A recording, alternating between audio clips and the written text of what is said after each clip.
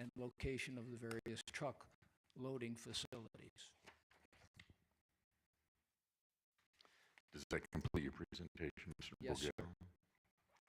Thank you. This is a public hearing on item 76. Is there anyone here who wishes to speak on this item? There being no one, the public hearing is closed. Commissioner Sagerblum. Thank you, and I want to commend Mr. Borgell. I think that's the shortest presentation he's ever made, so thank you. Like Mr. Moran, who was told earlier, I was cautioned in that regard. I'm trying to do a better job of following the caution, but here we are. Thank you.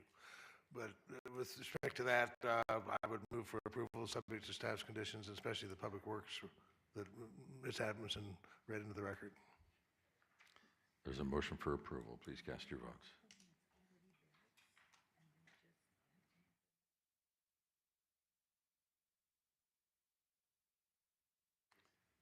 And that motion carries. Thank you, Mr. Borgell. Thank you again. Next is item 77, WS 230107, holdover waivers of development standards for the following: modified driveway design, alternative landscaping along a street, design reviews for the following: office warehouse, finished grade, alternative parking, lot landscaping on 8.7 acres, and an MD Design Manufacturing AE75, AE80, and APZ2 zone, generally located on the north side of Cheyenne Avenue and the west side of Marion Drive within Sunrise Manor. Good morning. Good morning. My name is Damian Daniel. I'm representing the applicant.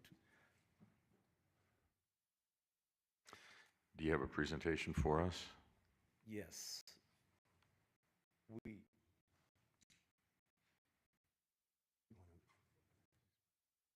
We have 3 industrial buildings that we're proposing.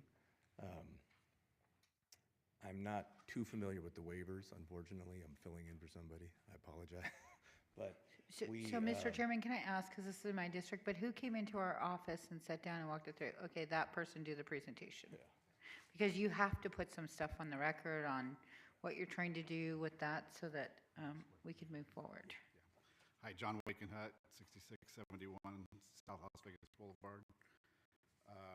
Will you speak right into that microphone, please? We've got a industrial facility here with 3 buildings.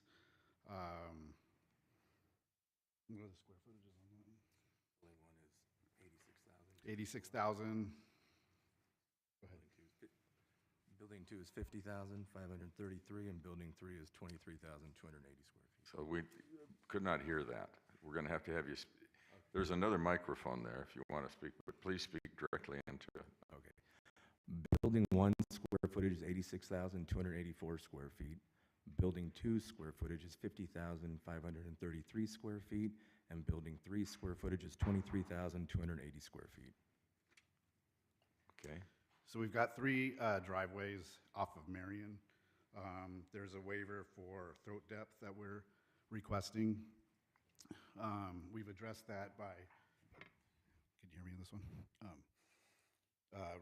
Removing the parking on either side, and then on these 2 driveways here, the central one, we have stop signs on side that address that issue. And then on waiver 2 is for the detached sidewalk, which we have addressed by detaching the sidewalk from our previous site plan submission. I think that's all we have.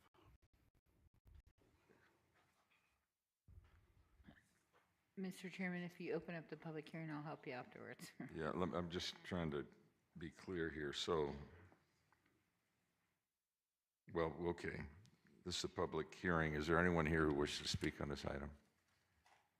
There being no one, the public hearing is closed. Commissioner Kirkpatrick. Thank you, Mr. Chairman. So let me start by saying this is an infill project, which is next to the APZ 70. So there's not a lot of things that can go over there.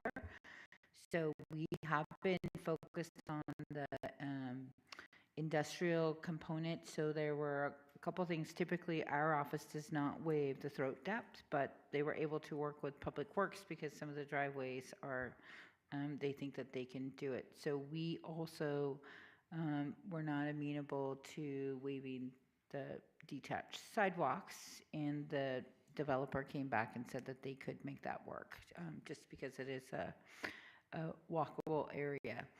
So with that, Mr. Chairman, did I get it right? That's correct. Okay, perfect. You don't have to be scared of us. We're really nice people most of the time. So, Most of us are nice people. hey, we're all nice, including myself. So, Mr. Chairman, what I would do is make a motion for approval with allowing the waiver number 1 and the waiver number 2 for some alternative landscaping, and then denying, did we take that out? Guess we took out the sidewalks. So I would make a motion to approve the waivers 1, 2, and 3. Is that correct? Did I make that right, Nancy? I would just approve the application per plans presented. Okay, that would be my motion. Please cast your votes on that motion.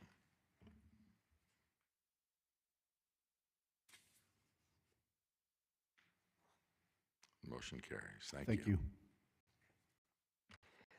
Items 78 and 79 can be heard together.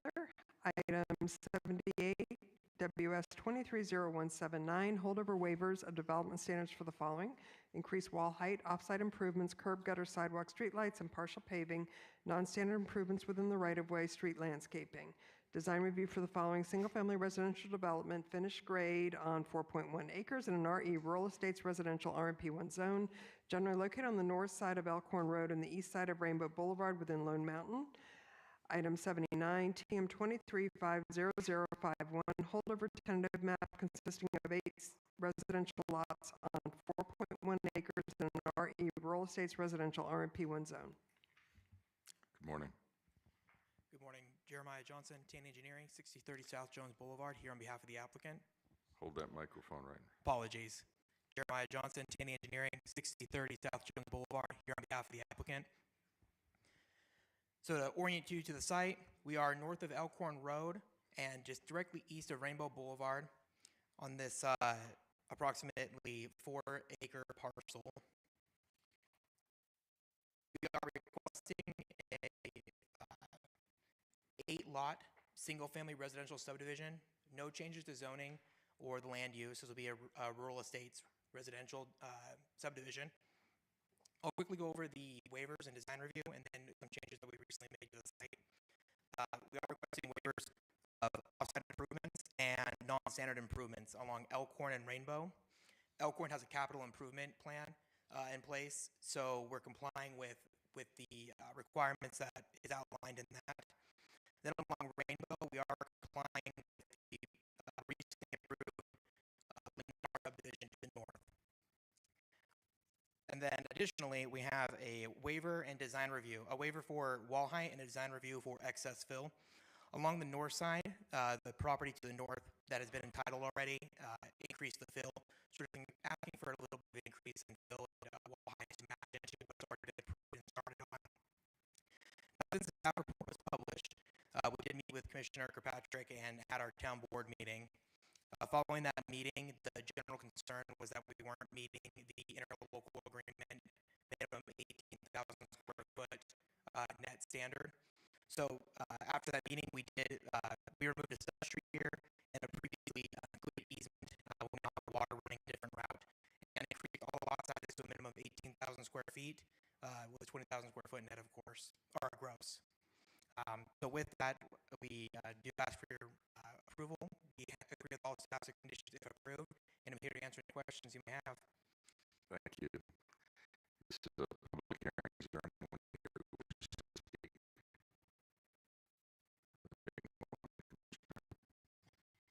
Thank you, Mr. Chairman, and so thank you for keeping with the rules. So appreciate that. 18,000 square foot lots are part of the interlocal. We did not want to deviate for that, so thank you.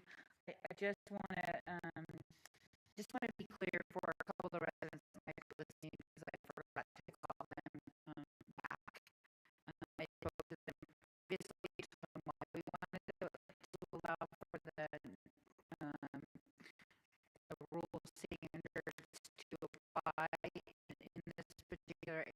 so I just want to put it in the record. So we've been working to be consistent from about Sisk all the way to Rainbow, all the way to Farm, and around, and also Deer Spring to have a trail. The unimproved trail is about 13 feet. We should be doing that. That's correct, along Rainbow Boulevard. Uh-huh. Correct. And on Elkhorn too, because it's part of Elkhorn and the capital improvements and stuff like that. Correct. So no, on Elkhorn, these I different know when you and I met that there's already 13 feet from this to this. So if we do trail aside, to be clear, we already have a trail. Does no good to have a trail on Rainbow by itself? Doesn't I need people from SIS to get over? we already Trail this we are complying with Public Works, and I must say this is our previous meeting, but we do the video can definitely add in a trail, an equestrian trail along that as well, if that's part of the improvement project. Look at it, Mr. Also, because you know the neighborhood for one, it would be pretty consistent from Jones all the way down. So I don't have the capital improvement plans in front of me, but we do, and on the south side, we had about 13, 15 feet of dirt. And we're going to, on the south side, they were just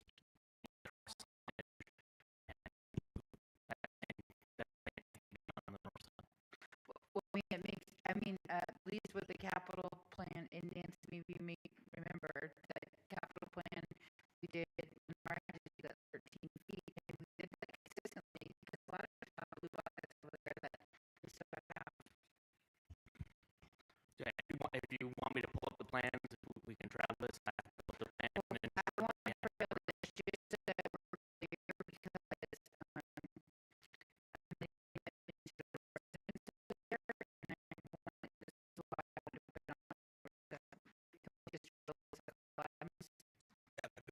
okay, just to be safe, sorry, but when we built out Elkhorn, we took all of this into consideration, so I want to be sure that you know what we're doing.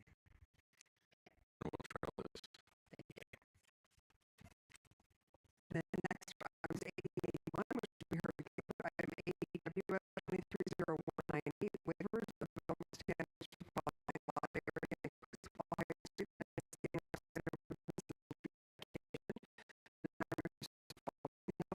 residential, finished creating 65 acres in RV real estate, residential RMP 1 on the southeast corner of Ann Road and Canyon Drive within the mountain. Item 81, TN 23500056, tentative map consisting of 107 residential lots on 65 acres in RE rural estate, residential RMP 1 general on the southeast corner of Ann and Grand Canyon.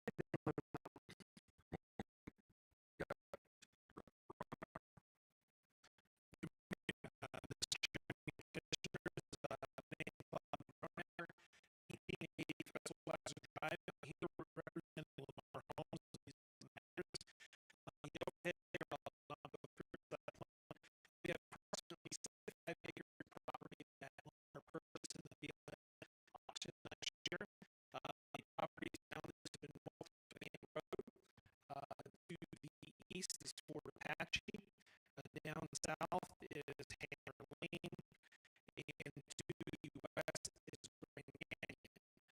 The green area you see are property is impacted gas line that is located in the area. We use this area for development for open space and a pathway in this area. Earlier today, there were a few neighbors that there's one neighbor that's up here that two of the neighbors over the last hour or so were outside through the application. This is a big piece of property. That's on the agenda here. First and foremost, Lennar is building single-story homes. These are approximately $1 million homes in that area, starting right. These are single-story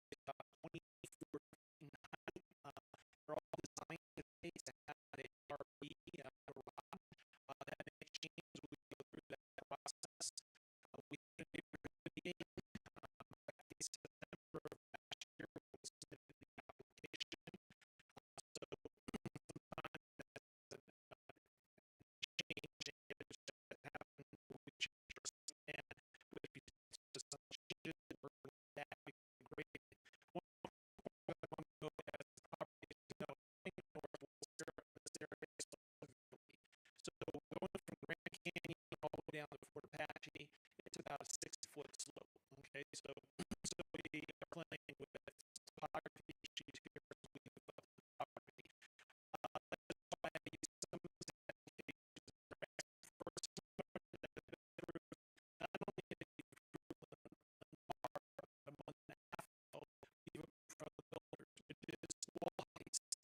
Some of our larger heights in the areas down along the Fort Apache area here, some of our fill that we're asking for is about 120 inches.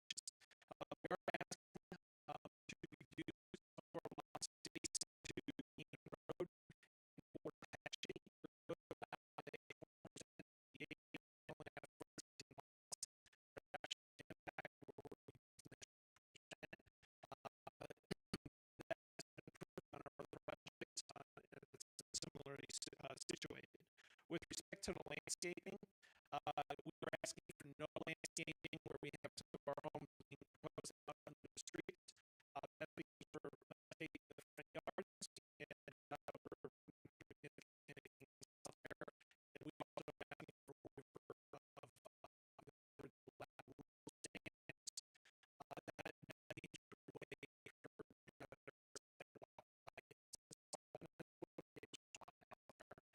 which is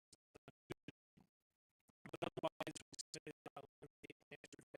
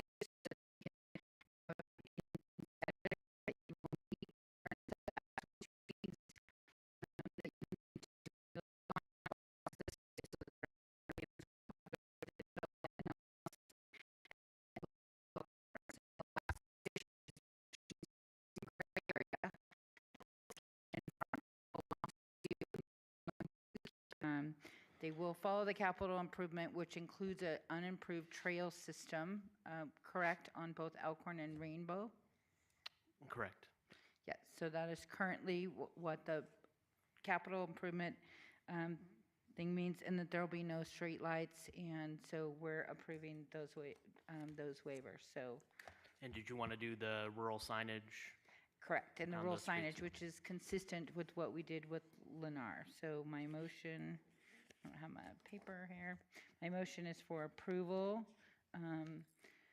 of waivers number 1, 2, 3, and 4 with the addition of the rural sign standards, and then the clarification on lots 3 and 5, when you raise that fence, that it have some decorative component to it so that people are not just looking at a straight block wall.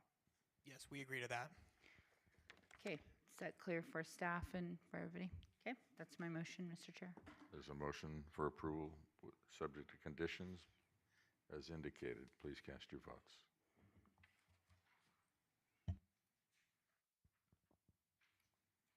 The motion carries. Thank you. Thank you. And now, item 95, ordinance 23-900254 is a recommendation that you introduce an ordinance to consider adoption of a development agreement with SDP hearing for July 19th, 2023 at 9 a.m. I'll introduce the ordinance and set the public hearing for July 19th, 2023 at 9 a.m. And that concludes the items on our agenda. This is the final public comment period. Anyone who wishes to make comment is invited to come forward. Please state your name, spell your last name, and keep your comments to 3 minutes. Yes. My name is Margaret Ann Coleman, Coleman. And the reason is I stayed is because I gave a deposition and a proposal to Weekly to open the doors for your position and give you the opportunity. You all collected money concerning my workman's comp and my pension, and you used it for your benefits. This court order I have proven to you, and I have shown it to you. Mr. Tom Hopper was, Thomas D. Hopper was their attorney concerning the Golden Nugget in order to pay me the money in which I was credited and due concerning that court order 19 of 82 of March 4th, whereas I received an injury on my job. I had proven the fact that Mr. Tom Hopper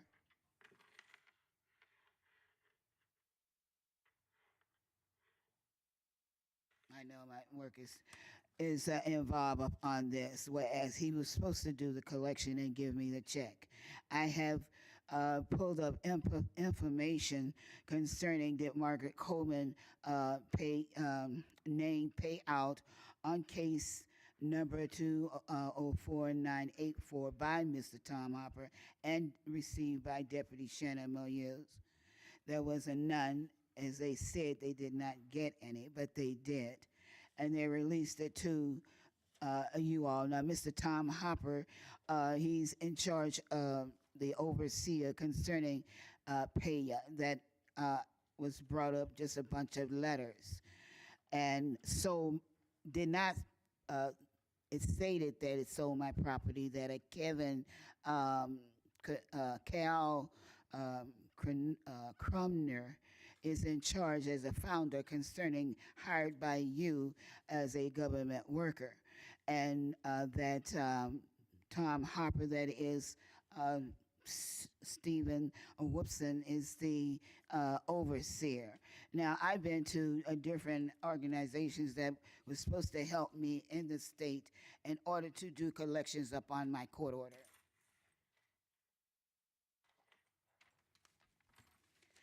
To stop me from coming here being embarrassed for giving you an opportunity to have a job and money. You have placed me to go there, whereas I went there concerning food. You have made me homeless off of my property of not accepting me and having Cal Crumsner take over with Tom Hopper, that is Steve Whoopson, that is on a TV series.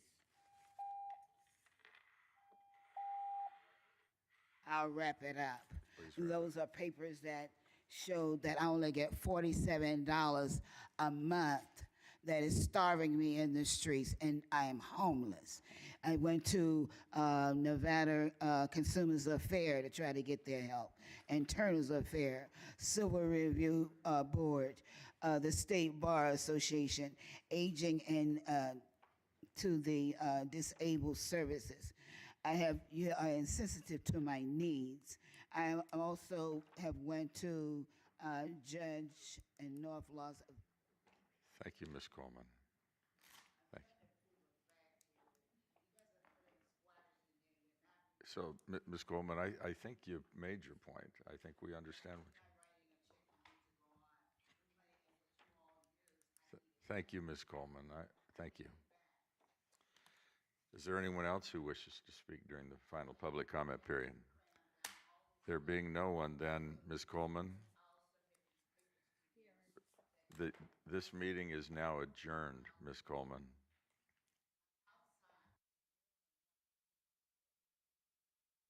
This meeting stands adjourned.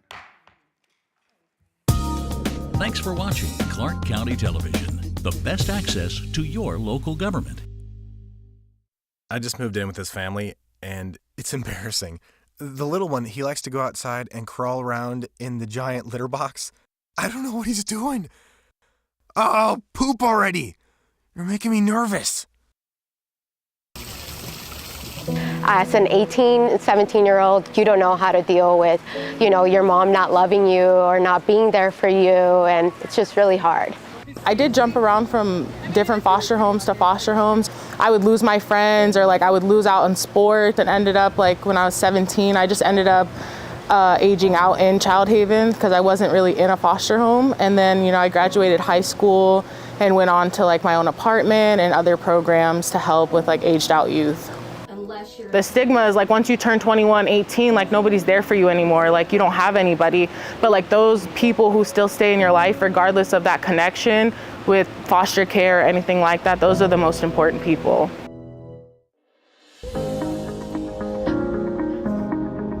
So Step Up provides to aged out of foster care young adults case management services. We're really here to help the young adults transition from aging out of foster care to 21. When you think about maybe the education system, so going to post-secondary school, how do I fill out the FAFSA? The last 2 years I've been going to college, and I'm almost ready to graduate, and I think that that's a huge goal, and I want to work with kids that are also in the system. Making money, how do I build a resume? Getting a job, employment, finding affordable housing is definitely a challenge as well. The monthly rent assistance that they do is it's such a big help. If it wasn't for that, I would have probably ended up homeless after getting aging out. And I think that the ones that are usually successful usually have some sort of support system to kind of help them get through the next 3 years and probably even after they leave the Step Up program. If I could really say for any foster parent or anyone trying to be a foster parent, if you have children, what would you do with your own children? And putting that into some sort of perspective. Anytime I get new kids, I'll usually let them buy whatever groceries they want at the grocery store. So we all go together, they can put whatever they want in the cart. And then I can also come up with recipes, and I try and get them to cook as much as I can. So even the little kids can make scrambled eggs. I think those are definitely vital lessons that our young adults could utilize, before they even age out.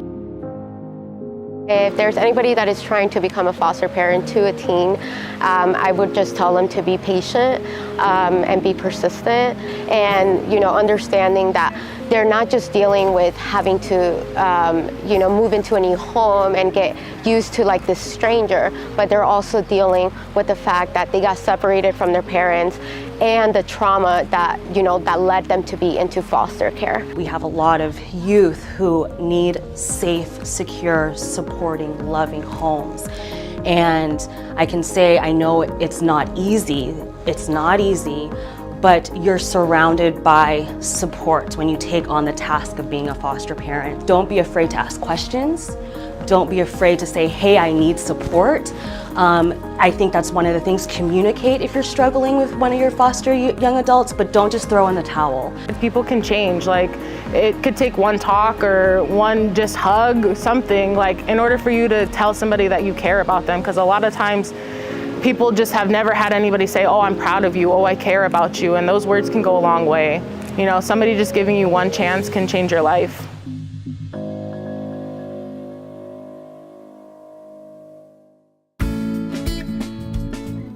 The more pet-friendly our community becomes, the more important it is to make sure your pet is up to date on its vaccinations. Vaccines help prevent many contagious diseases that can be fatal for pets. Your dog or cat can be susceptible to diseases if it is outdoors at all, socializes with other animals, or travels with you.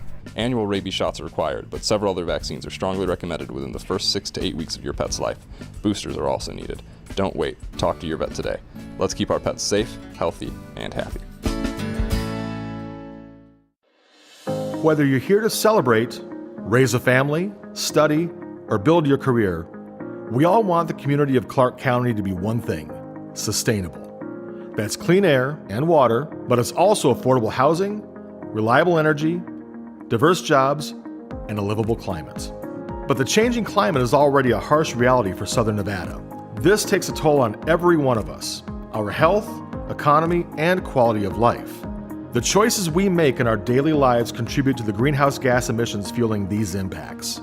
Each one of us can make a difference, and we already have the tools and the solutions we need. It's time to go all in. All in Clark County is a smart, bold, and inclusive roadmap to a more sustainable future for everyone. The All In Plan was created by and for you. In developing the plan, we grew climate literacy, focus on equity, and build capacity for individuals, organizations, businesses, and local governments to take action. The All-In Plan touches nearly every facet of our lives and is focused on 6 key areas. Scaling up renewable energy is Clark County's greatest opportunity to reduce emissions while also creating jobs. The actions in All-In aim to make clean, reliable energy, like solar, more accessible and reliable. More vehicles on the road mean more pollution, congestion, health impacts, and harmful emissions. All In is helping Southern Nevada transition to zero-emission vehicles and providing accessible, diverse, clean transportation options. Single-use products and overconsumption have created a waste problem that recycling alone cannot solve, and it creates greenhouse gas emissions. All In embraces a circular approach that reimagines waste and resource use. Climate-driven emergencies like extreme heat, drought, and flooding put our families and infrastructure at risk. All In recognizes our vulnerabilities and identifies ways we can be healthier, better connected, and more prepared. The energy we use to power, cool, and heat our homes and buildings account for nearly half of our emissions. All In is raising the bar on electrification and energy efficiency to bring that number down. Our growing region depends on a sufficient water supply, but that's at risk from drought, pollution, and overuse. All In identifies a path to improve the quantity and quality of our region's water supply. Will solar work for your home or office roof or in your neighborhood? What are your plans for your next car? What innovative and green businesses would you like to see in Clark County? Is your business, office, or home prepared for extreme weather events? Could your home or office be more energy efficient? Have you considered drought-resilient landscaping or identified water leaks in your home or office? When the stakes are this high, Clark County and partners are going all in. A resilient, sustainable, thriving future is in our hands, your hands. Visit allinclarkcounty.com to take action.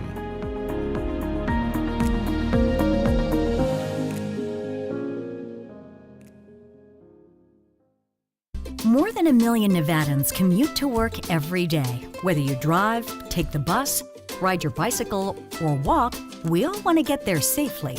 And every year, too many Nevadans are killed on our roadways. We can all do our part to help save the lives of our families, friends, and neighbors. When you're driving, cycling, or even walking, look ahead to make sure your path is clear.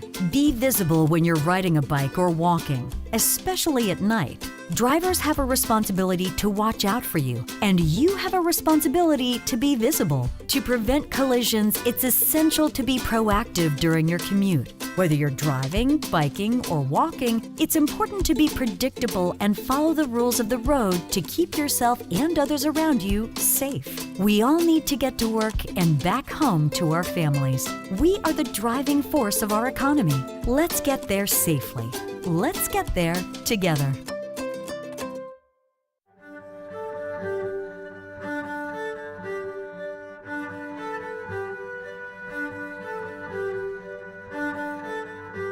The Clark County Wetlands Park is a rare, significant open space within our valley's boundaries. It's a unique environment that features both desert and water. Historically, this land was once considered quite remote.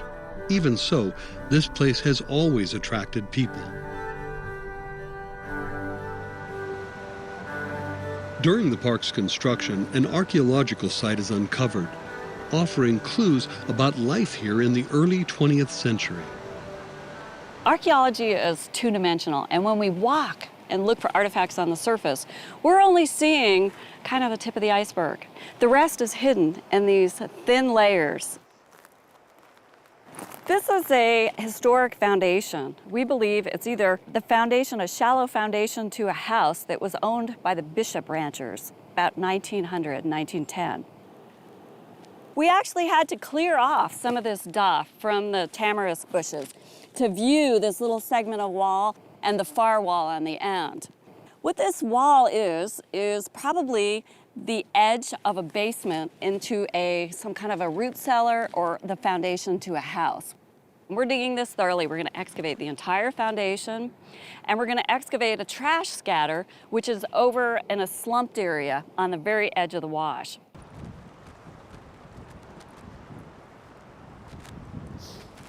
These artifacts tell us a lot. The color of this glass, which is unique, it's purple, and it's purple because of an additive that was put in it to make it clear. And once it's exposed to the sunlight, it then turns purple. We call it sun-turned amethyst. The materials that make this clear were all imported from Germany. And during World War I, we no longer imported those materials. So the glass after World War I does not turn purple. This is whiteware pottery. This is really typical of what you find out in the West during this period of time. Right over here is a bone sticking out, so we can learn a lot about what they had out here and how they lived, what they ate. The goal of archaeology is not the things within the structure. It's not the artifacts, it's not maybe the marble we'll find, but it's about what those artifacts tell us about what happened here and what that tells us about the people who lived here.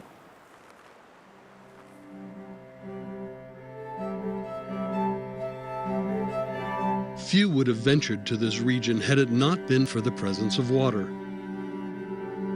For thousands of years, Native Americans inhabited the Las Vegas Wash. They used the wash as a travel corridor between the Las Vegas Valley and the Colorado River. Artifacts like seed grinding tools, cooking pits, corn pollen, and even pit houses show how tribes thrived near the wash. In 1829, the paths of these Native Americans were traced again, this time by a Mexican trader and explorer. Antonio Armijo led a caravan of 60 men and 100 mules down the Colorado River, resting at the mouth of the Las Vegas Wash before following the wash inland. His journey marked the founding of Las Vegas and established the first successful commercial trade route that would become known as the Old Spanish Trail, linking New Mexico to the California coast. The seasonal presence of water in this region encouraged grasses and mesquite trees to flourish near water channels, springs, and creeks. These meadows, Las Vegas in Spanish, allowed travelers to graze their livestock during their long journeys. By the early 1900s, natural springs and aquifers lured ranchers and farmers to settle the valley in significant numbers. Water from the springs allowed agriculture, livestock, and humans to flourish, in spite of the desert heat. People like these would bring their personal passions, curiosities, and ambitions here, transforming this desert to suit their dreams. In 1909, Las Vegas resident Leon Rockwell set out down the Wash to visit the Colorado River. His diary and photographs tell the story of many who had traveled this land before. We started from Vegas about 4 o'clock. We walked till 10 p.m. over the desert and covered 15 miles, which brought us to Bishop's Ranch, where we could get water and camp for the night. Hit the trail for the river about 5:30 a.m., struck the mouth of the Vegas Wash about 11:30 a.m., covered 16 miles, and I believe it was the hottest 16 miles I'll ever cover on this planet. I perspired until it darn near run out of my shoes. We passed some deserted Indian cabins and a large flat stone, all covered with little stones. For every time an Indian passes there, he throws a stone or pebble on it. For luck, I guess. We seen a good many old stone cabins built by the Spanish cowboys years ago, when grazing was pretty good through here. The river is like drinking paste. It is so thick and muddy. I've been drinking it now for 3 days. I'll bet there is adobe lining on my stomach an inch thick. Sat on the banks of the silvery Colorado for a few hours until bedtime. Built a campfire and boiled a large mess of beans. Rolled up in our blankets and forgot our troubles.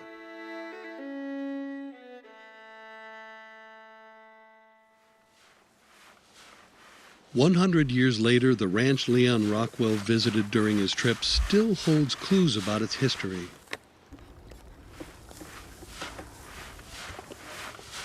We finished digging the foundation. This wasn't a short-term occupation.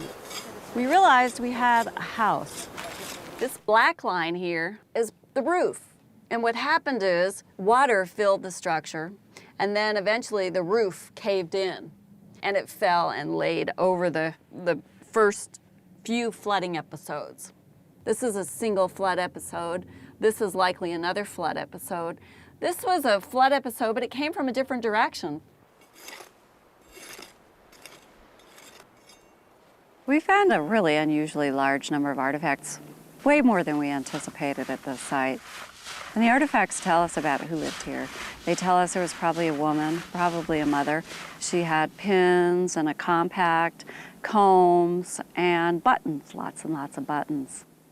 We found 2 brooches, one out of metal and the other one a beautiful blue brooch. We suspect there's an adult male because of the cigarette tins, and there's also a Zippo lighter and lots of ammunition. This plate really makes me smile. My grandmother collected ironstone, and I could just see my grandmother with this plate. These were so common. This is classic turn of the century, and it also has a manufacturer mark on it, and we will be able to identify exactly where and when it was made. And that will tell us another picture, what this person came to the frontier with. The most spectacular item that hardly is ever found in my knowledge is a bag of, we think it's flour. A bag of flour gives us a key clue to what happened in this foundation, in this house, this structure. If they abandoned it, they would have taken this with them. What this tells us by finding this on the floor is that it was flooded and they didn't have an opportunity to clean it out first. So it was a catastrophic abandonment event.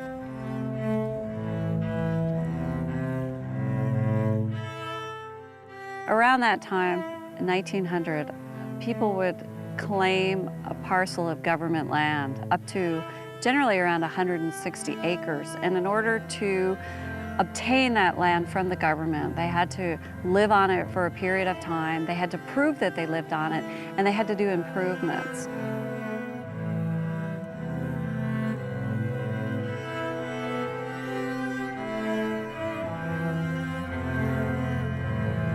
Alan Bishop applied for land from the government. And the application told us that he had a wife and 6 children. They lived in a house and they had a milk house behind it.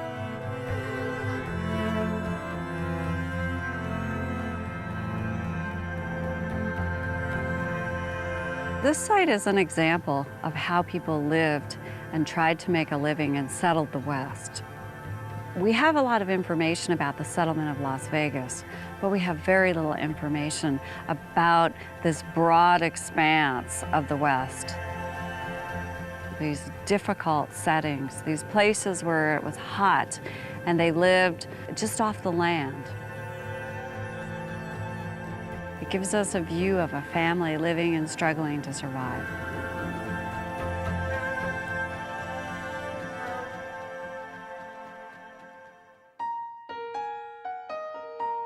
Farmers and ranchers like the Bishop family were not the only people flocking to southern Nevada. This land has a long history of people coming here to build their fortunes. By the late 1800s, the discovery of mineral deposits had already pulled in small groups of miners to the area. Although geographically isolated, southern Nevada's mining industry boomed during the late 1800s. The allure of profits brought prospectors in search of claims, engineers to build the mines, assayers to analyze the ore, and bankers to sell it. By the early 1900s, the arrival of the railroad turned this once quiet settlement into a growing community. The railways freighted ore from the mines, produce from California, and connected Los Angeles to Salt Lake City. The promise of future rail commerce led to land auctions that helped establish Las Vegas. In 1928, a federal government plan to build the world's biggest dam opened the floodgates for tens of thousands seeking employment in the area. Initially living in tents and other primitive shelters, Hoover Dam workers would transform the community yet again, with many putting down roots after the work was completed. The legalization of gaming in 1931 would seal the deal, kicking off an industry that would attract both tourists and permanent residents for years to come. During World War II, the valley's population increased again as workers arrived to staff the area's military defense industries. The world's largest magnesium plant, built to produce materials for ammunition and aircraft, would employ 13,000 workers, 10% of Nevada's total workforce at the time. The once remote location of southern Nevada has become a vital, densely settled urban center, one of the most rapidly growing places in the United States. In the past 2 decades, Clark County has experienced a population boom unlike any other. It's now home to nearly 2 million people.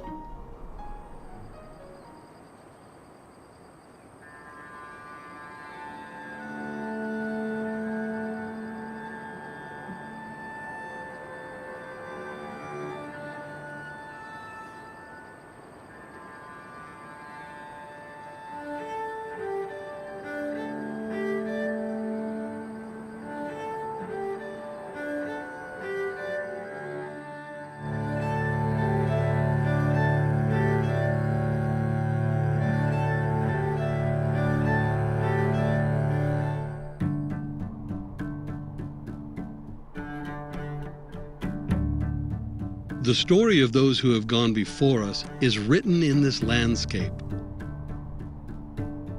The Clark County Wetlands Park is the next chapter of that story.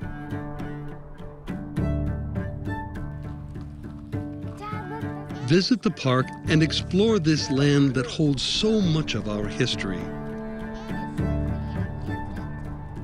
It's very nice out there. Look at that.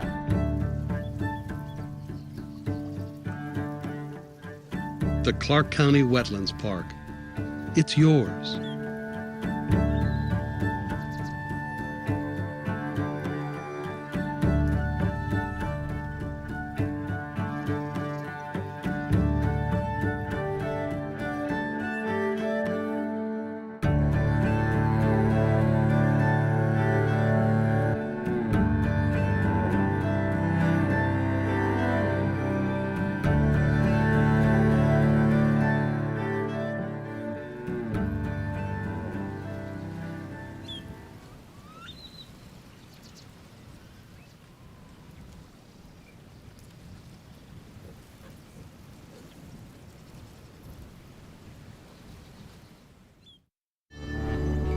our community, our home, Clark County, Nevada.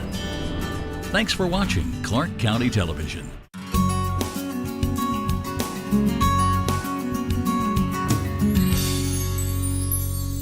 Bonjour, welcome to Cultures of Las Vegas. I'm Chloe Beardsley with News 3 and the CW Las Vegas. This month we're featuring the French, and we picked July because July 14th is La Fête Nationale, a large celebration throughout France. And we have a special lineup of ladies and gentlemen who live right here in Southern Nevada, and we're so excited to share with you some of the best French food, ways to get connected within the French community, and also explore some local French businesses. Now, due to social distancing, we're kind of split up into groups, but we've got a lot of cool things to talk about with people's roots here in Clark County. And you can already see we're starting off with the ladies. Ladies first, of course, we've got Maggie with La Maison de Maggie, and we've also got Claudine Escobar-Durand from the Alliance Française. Woo! Personal story. So I spoke French. That was my very first language. I have forgotten everything. So if you guys say anything in French, I might miss it a little bit, so I apologize for that. But thank you so much for being here. I mean, it is so cool to kind of get back to your roots. I know a lot of people kind of like to do that, getting older.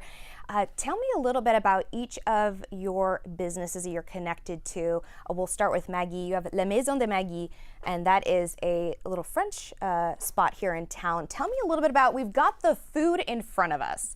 It is really hard to social distance from this plate. Tell me a little bit about what we have here and what else you serve in your store. So here you have croissant and pain au chocolat, what you call chocolate croissant. Yeah, it's at like Starbucks. You're like, oh, can I get one of those? But it sounds so much cooler when you say it in French, right? Yeah, well, so this is what it was easy for me to bring here, because all the crepes and galette and croque monsieur, everything else I'm making is like more hard to bring in the studio and wait for it. So croque monsieur, anyone who's listening, if you're planning on taking a trip to France, that is a treat you're going to have to check out. Explain a little bit, what is a croque monsieur? And I mean, that's just a winning thing to eat. Yeah, that's the easiest way to explain for you. It's like a grilled cheese with ham. And if you add eggs on top, it's a croque madame. It's simple, but simply amazing, and it's just the right French touch. And speaking of French touch, if you want to get connected within the French community, we have Claudine here. And tell me a little bit about the Alliance Française. That is a cultural group. You guys do a lot of things, classes. Give me a rundown of some of the things that you provide. So the Alliance Française is part of a world network of Alliance. We have more than 800 chapters worldwide, and here in the US there are more than 100 chapters. So in Las Vegas we teach adults, teenagers and children. We have group lessons, private lessons, so people can learn French in a fun way. Our students become social actors in French. You are not just learning verbs, but really you're going to be able to interact in French with French people, or when you travel. And we are also a cultural center. We have a lot of activities related to the culture. We have our French breakfast twice a month, and also French movie night with UNLV. And we also do, for the little ones, French story time once a month. And right now we are transitioning to online activities and online lessons because of the pandemic, but we hope to be back with our cultural activities as soon as possible. So a lot of people are talking about this as the new normal. You would say that in French as Retour à la normale. Perfect. So the return to normal, and it has been quite a transition for everyone here, not only in Southern Nevada, but across the world. But you guys have taken group gatherings and have translated that to online. How has that been? Well, as for everybody, the start was a little complicated, but right now our students are very happy with the online transition, because modern tools allow us to really interact and do group activities, even if we are distancing from each other. I also feel like we've become very social media savvy especially lately, which is kind of great. We're very prepared for this kind of stuff. And you've also had to make modifications. Tell me a little bit. You're open now for your business. I was always open. Oh, you were always open? Yeah. Oh, wow. I did pick up, delivery myself because I had time to do it, and curbside, and now I'm already open for dining, as normal. And how does that feel, kind of going through everything with... For me, exactly, it's like nothing happened. Really? Well, that's great. Yeah, really. It's everything back to normal, like you said. Yeah, and I'm sure people love that too. They're because so happy to be back. Yeah. I'm happy to see them too, but they're so happy to be back. Especially with those French cravings, because I mean, everyone at home has some sort of craving, and when you've tasted that French food, you just want to go back. And you can't, look, we're staring at it. That's carbs and it's glorious. Yeah, I know, I smell it too. And if only we had smell-o-vision, then everyone at home could just see how delightful this is. Tell me a little bit about some of your specialty plates that you have at La Maison de Maggie. So besides the croque monsieur that you talked about, I'm doing also the crepes and the galette. Galette that's made with buckwheat, so that's savory crepe, and it's gluten-free. Oh, that's perfect. So for the gluten-free family out there, that is certainly something to keep in mind. We'll definitely have to check that out. We've gotten a lot of recommendations for your restaurant to check it out. And I mean, the smell itself is kind of selling it for me. So wonderful, wonderful there. As far as getting people to try new things, what are some things that you recommend on your menu? Usually people like the crepe Suzette. That's with alcohol, but the crepe is set up on fire, so people love it just for the design already. And it's very classic French crepe. And other than that, I'll do all the sandwiches with French baguette. Oh my gosh. Like the classic, ham, cheese, butter, and cornichon. That's the French pickle, cornichon. My mouth is like watering right now. Like, oh my gosh, that is so good. And you probably teach your students a lot about the French dining. Tell me a little bit about how that plays into the classes that you do. Well, that place is like a lot of fromage. Yeah, fromage! Cheese. That's cheese. In our classes. So usually during class, people, especially on Saturdays, all our students bring pain au chocolat, croissant, baguette, and they just enjoy while they are eating and studying French. And so we have the French breakfast. And all our teaching is focused on culture. So for each unit, we teach them how does it reflects on culture. We teach about food, about museums, about also cultural difference and how to do things in France, or also with the Francophone world, Canada, Africa. Very cool, very cool. So the lesson today is the best way to learn French is to eat the French food along with it. So take your classes and show up at La Maison de Maggie. Ladies, thank you so much for coming on this show. We'll have more guests coming up in just a second. Before the masks, before the distancing, before the world changed, UMC was ready. Our response to COVID-19 began before the crisis did, with our own team of infectious disease experts who've spent their careers planning for this moment. With a pandemic response plan, we'd practiced again and again, and by blazing new trails in large-scale testing, including every patient we admit. Always ready. UMC.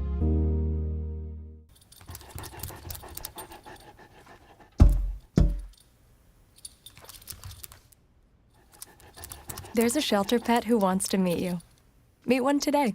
Visit theshelterpetproject.org. Adopt. Welcome back to Cultures of Las Vegas. This episode is about the French. I'm Chloe Beardsley, and we have wiped down the seats. You're spaced out, social distance, and ready to go. Two new guests here for this next segment. We've got Sebastian, Honorary Consul of France for Southern Nevada and Las Vegas. Tell me a little bit about what you do right here in Las Vegas.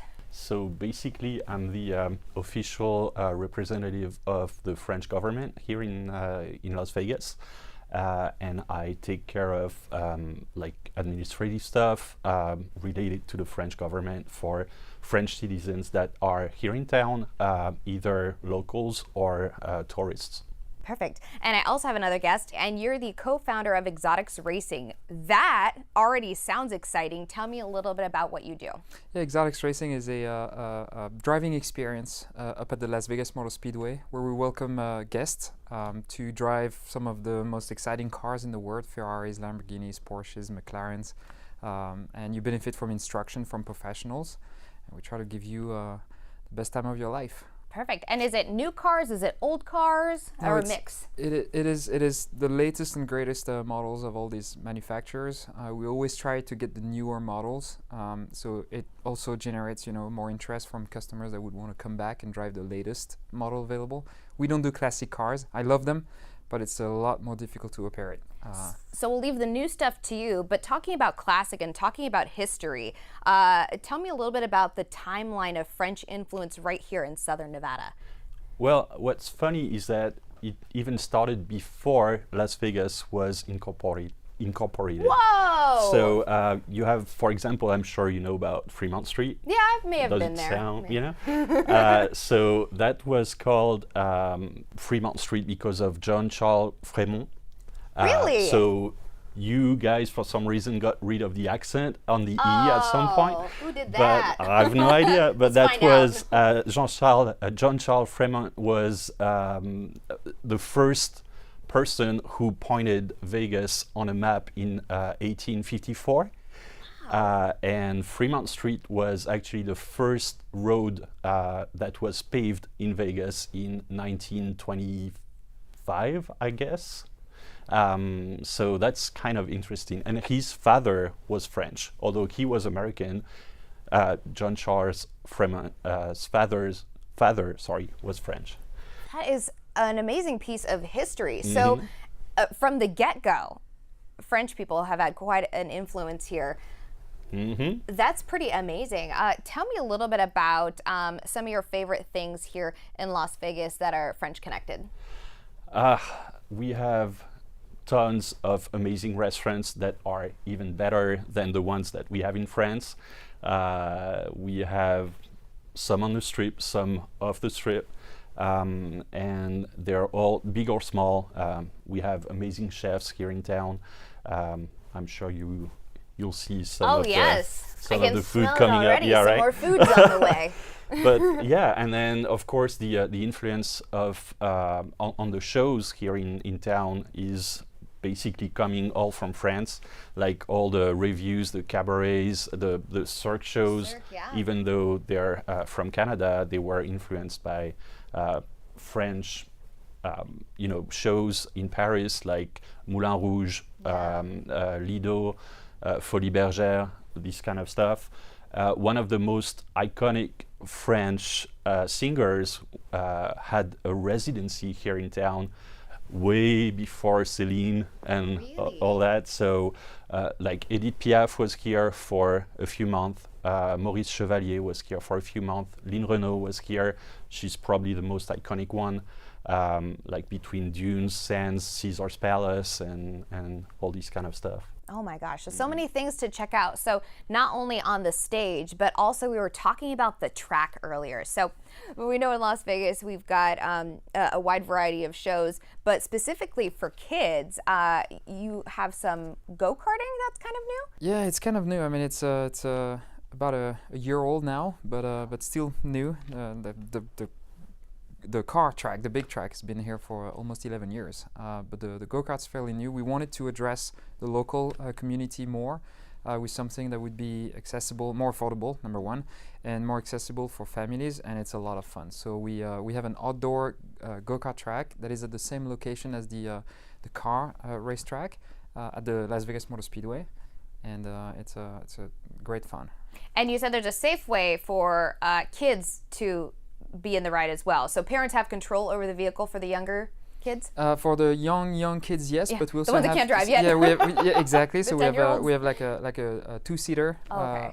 go-kart that's available for that. But starting 10 years old, we have junior go-karts from 10 to 14, and then 14 and up, it's adult go-karts that are a little bit faster, a little bit bigger. But this fun for the whole family. What's the fastest you've seen people go? These go-karts, they go up to 45 miles an hour roughly on the track, fast for a which is go-kart. fast. Yeah, which is fast. But you know, the weight plays a role, and so young kid, very light. Oh, they can be fast. that's actually pretty. Ooh, that's exhilarating. That's what it sounds like. So tell me a little bit. How many years have you been in Las Vegas? So I moved here almost 11 years ago. And from which part of France? So I used to live in London in the UK okay. before I moved to Las Vegas, but I'm originally from Paris, where I grew up. Oh, okay, cool. What would you guys say to people? Because you guys actually know each other. I probably should have started with that. These guys are friends. I just met them today. But, you know, we're all in this French... You're friend too, you're good. Oh, merci. So we're all friends together. What would you guys say to maybe encourage people to check out the French culture or some French businesses? What would you say to kind of entice them to kind of, I don't know, look into it? Well, let's start with the accent. I mean, come on. Oui, oui. I don't know. I mean, it's interesting. It's really interesting to me because the French influence here in town is, as we just discussed, huge. It's huge. I had no idea.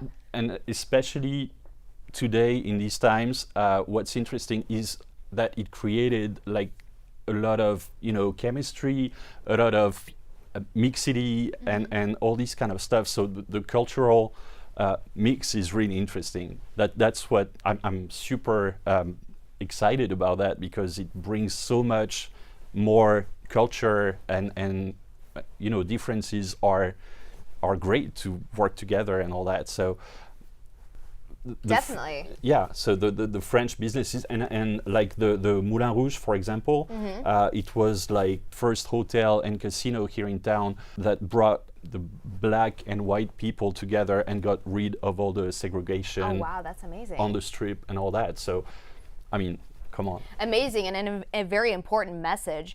So you guys obviously have checked out the town. We all love Las Vegas. What are some of your hot spots that you're just total fans of here?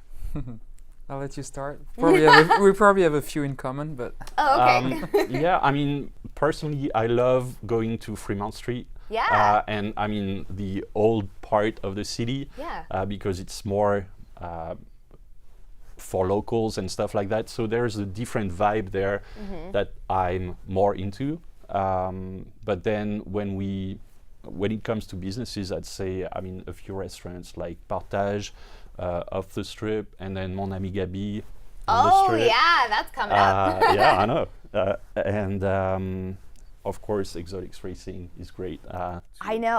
I really want to check that out. That sounds like a lot of fun. And you guys are open right now, right? Yeah, we reopened on June 12th, and we're back to normal schedule. So we're fully open. We obviously implemented a lot of different rules to just you know, make sure that we're safe.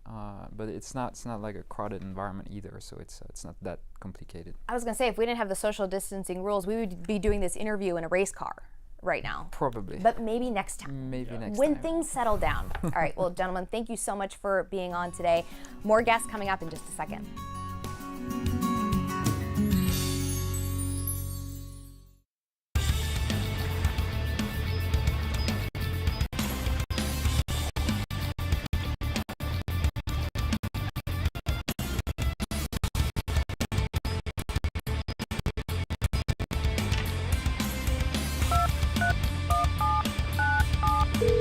Thank you for calling the Jury Services Office. You haven't really lived until you've had a hand in justice. Serve on a jury. Be sure to respond if you get a jury summons and play a role to ensure that justice is fairly served.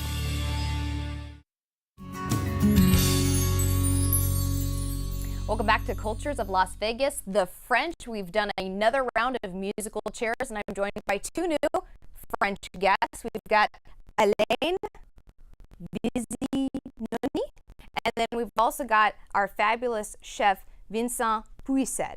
So two very important people here, and we've got some great food and wine. I mean, that's like kind of the best way to end this segment, don't you think? So you're in wine distribution. Exactly. For basically everyone in Las Vegas. For pretty much everyone, yes. Tell me a little bit about that and the type of popular wines that you guys distribute in town. Well, we distribute a lot of French wine. There is different region, the most iconic Bordeaux and Burgundy, on Provence. Today we can talk about Provence because Bastille Day is very important, and this is how refreshing it is, and you know, and rosé goes with everything, grilled meat and everything you can imagine, and it's a very important part of the food in France. Rosé is very friendly. It's a very friendly wine. So Bastille Day is a big popular feast in France, and everybody party. Yeah. And it's perfect. It's a perfect wine. I mean, just you can drink rosé pretty much with everything, but it's perfect for party. It's very light. It's very refreshing, very crisp. You can drink this at the pool, like here.